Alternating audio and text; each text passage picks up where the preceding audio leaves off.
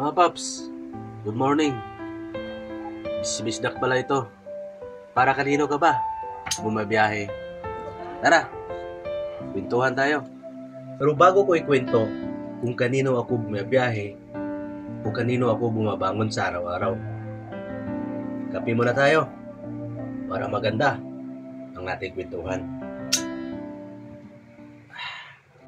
Dalawang bagay lang naman kung bakit ako bumabangon, bumabiyahe, at lumalaban.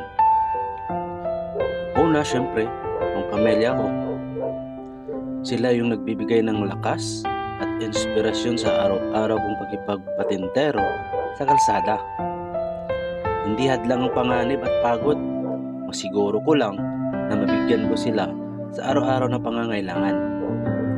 Umaraw man o umulan, kahit pa bumagyo, di alintana para lang sa pamilya. Pangalawa, si Grab Finance Cash Loan.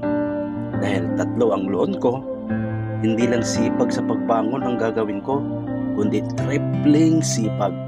Sinisigurado ko na mabayaran ko ang utang ko para kapag sa susunod na kailangan si Grab Finance Cash Loan, nandyan lang siya palagi.